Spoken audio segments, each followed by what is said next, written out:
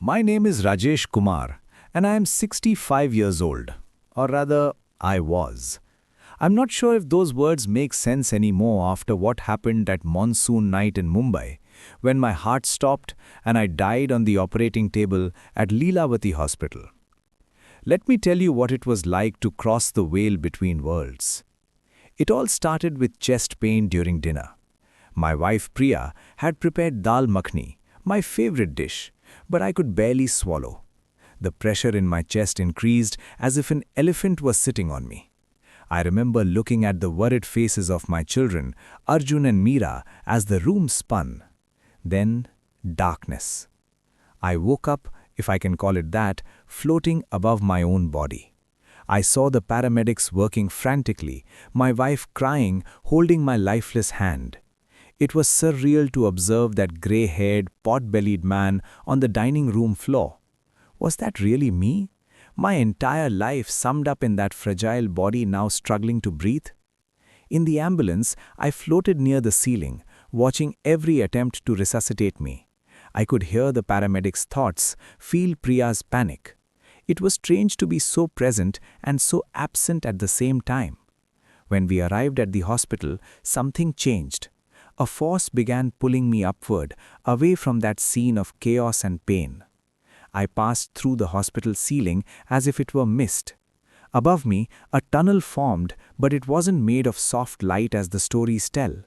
It was a whirlwind of impossible colors, shades that don't exist in the spectrum we know. Violets that sang, reds that whispered ancient secrets, blues that contained all the tears ever shed. And at the center of this vortex of impossible colors, a light that was simultaneously all the fires of the universe and the primordial darkness. I was drawn inside.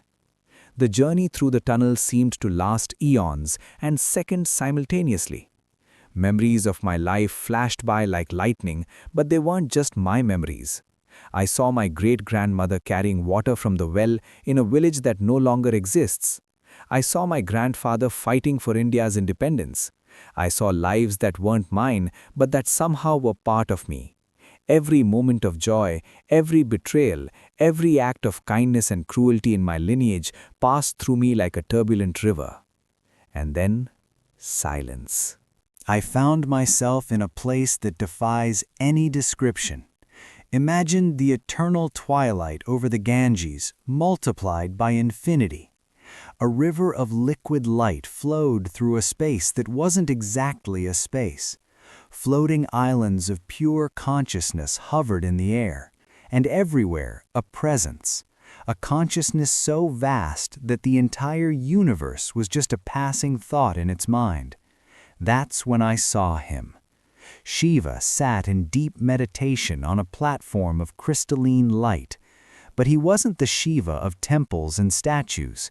He was simultaneously man and woman, young and ancient, creation and destruction. His skin had the blue tone of the dawn sky, but was also transparent like water, revealing galaxies spinning within his body.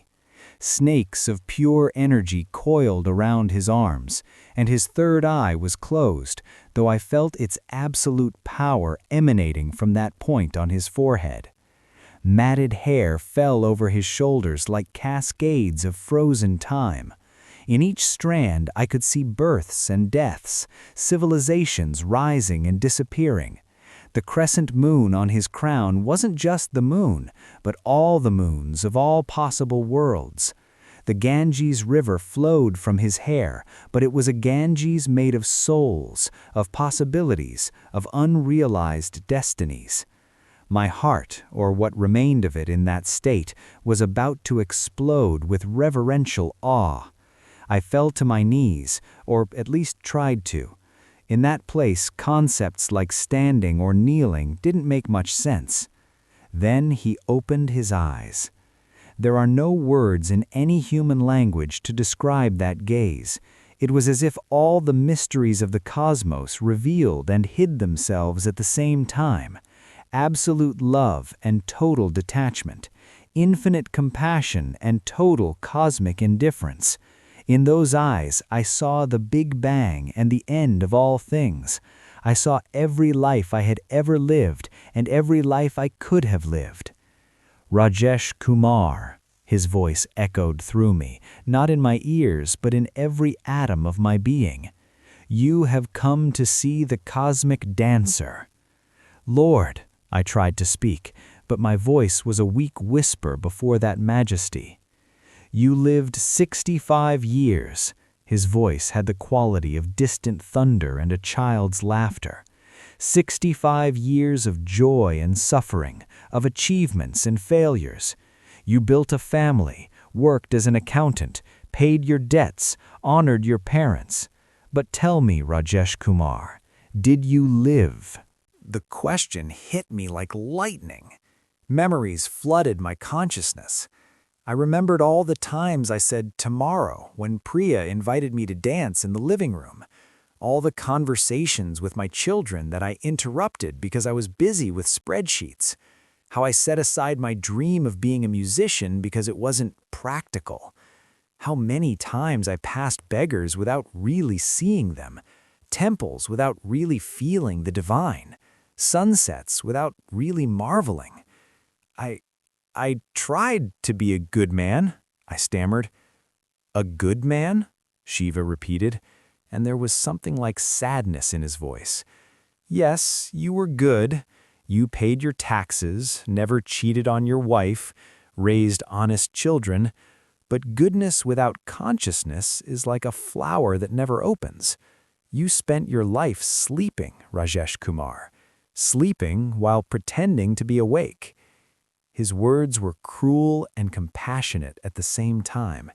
Each one resonated with the absolute truth I had always known, but never wanted to admit. Do you want to know why you're here? He asked, though he knew he didn't expect an answer. I am not the one who judges. There is no judgment here, Rajesh. There is only understanding. You are here because your soul asked for this encounter. At the moment of your death, something in you finally awakened and screamed, "Wait, I'm not ready. I still don't understand." He stood up, and his height was the height of the universe. The cobra around his neck hissed, and the sound was the whisper of 1,000 forgotten truths. Shiva began to dance. Oh, that dance, the cosmic tandava, the dance of creation and destruction. Each movement created galaxies, each step destroyed worlds. His left foot crushed ignorance, represented by a demon screaming beneath him. But the demon smiled, because even destruction was liberation. As he danced, I saw everything. I saw how every moment of pain in my life had been a disguised teacher, how my father's death taught me about impermanence, how the bankruptcy of my business showed me that I was not my possessions, how Priya's illness finally forced me to love her unconditionally. Every wound was a door to something greater, but I had spent my life trying to close those doors. Do you see now? Shiva asked, stopping mid-dance. There is nothing to fear. Death is not the opposite of life. Death is part of life. I am not the destroyer. I am the transformer. Every ending is a beginning. Every beginning is an ending. But I wasted so much time, I cried. Tears that weren't tears ran down my face that wasn't a face. So many years worried about things that didn't matter. Money, reputation, what the neighbors thought. I forgot to ask my daughter about her dreams. I forgot to really listen when my son told me about his difficulties. I was always too busy, always too distracted. And now you know, Shiva said gently. This is the gift of death, Rajesh. Clarity. In life you were blind, seeing through layers of fear and desire. Here you see with the eyes of the soul. He extended his hand, and in it I could see my entire life like an open book. But it wasn't just the big moments. It was the small details I had ignored. Priya's smile when she prepared my tea in the morning. The way Meera touched my arm when she needed advice. How Arjun looked at me for approval, even at 30 years old. All the flowers I never stopped to smell. All the laughter I interrupted because I was worried about something trivial. Lord, I asked, my voice trembling. What happens now? Is there a heaven or hell for me? Are there more cycles of birth and death? Shiva laughed, and his laughter was the sound of stars being born. Heaven and hell are states of consciousness, not places, Rajesh Kumar. You experience them in life, in every moment of joy and torment. As for the cycles of rebirth, you are always being reborn. Every moment is a death and a rebirth. Every breath is an entire lifetime. I don't understand, I admitted. And that's okay, he replied. Complete understanding is not the goal. The goal is to be present, to dance the dance, not understand it, to feel the fire, not analyze it. You, Rajesh Kumar, spent your life trying to control the uncontrollable, understand the incomprehensible, and in the process, you lost the magic. He waved his hand, and scenes from my life appeared around us like living holograms. I saw myself at 5 years old, running freely through the fields of my village, laughing for no reason. I saw the light in my eyes. Then I saw myself at 15, already carrying the weight of expectations. At 25, bound by responsibilities I had created myself. At 40, trapped in a routine I called life. And at 65, waiting for death without realizing I had never really lived.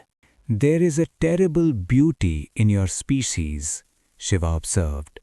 You are the only beings conscious of your own mortality, and yet you spend your entire lives pretending you are immortal. You postpone joy as if there were infinite time. You accumulate possessions as if you could take them with you.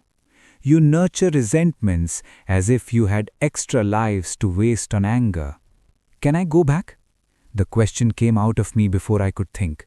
Please, Lord, let me go back. I'll live differently. I'll truly wake up. Shiva looked at me with an expression that was simultaneously ancient and eternally new. Everyone who comes here makes the same promise, Rajesh Kumar.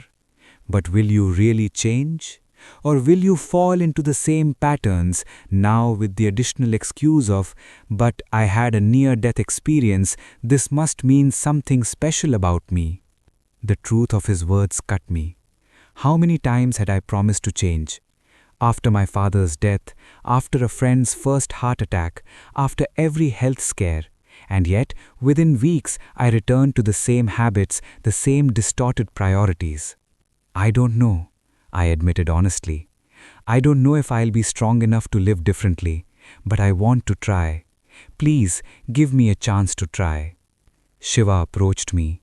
His third eye began to glow, and I felt as if all the illusions I had ever had were being burned away. It was agony and ecstasy, terror and love. I saw my true nature, neither the body nor the mind, but the pure consciousness that had always been there, observing everything. What I will give you is not more time, Rajesh Kumar, he said. What I will give you is vision, the vision of the impermanence of all things. Every time you look at your wife, you will see a ghost because she will no longer be there. Every time you embrace your children, you will feel the emptiness that will come. Every sunset will carry the agony of its fleeting beauty. Do you still want this? Do you want to live with your heart constantly broken by beauty and loss? I thought about his question. Living with this knowledge would be an unbearable burden, but living without it, as I had lived before, was even worse. It was not living at all. Yes, I said firmly. I'd rather have my heart broken by beauty than remain numb in safety. A smile crossed Shiva's face, and in that smile I saw the approval of 1,000 suns. Then go, Rajesh Kumar. Return to the world of the living. But remember, you are not being sent back because you are special. You are being sent back to learn what you have not yet learned.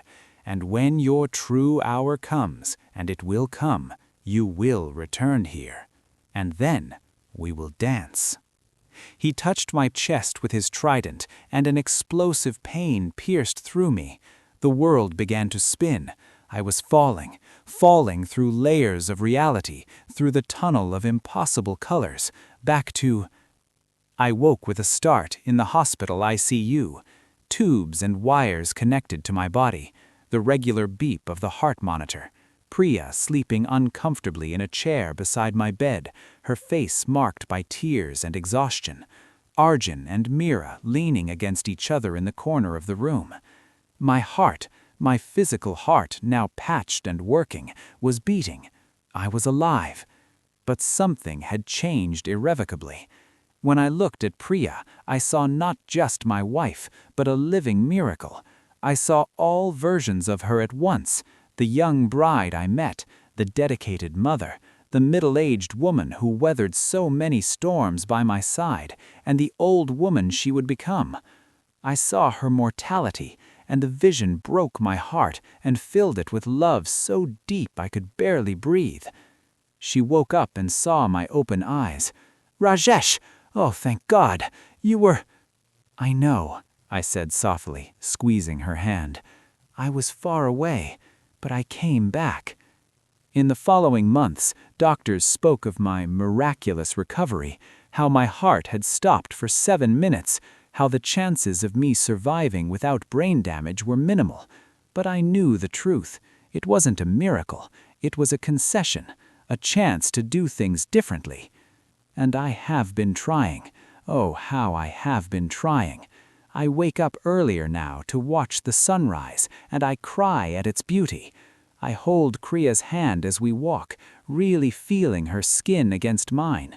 I listen when my children speak, not just the words, but the emotions behind them.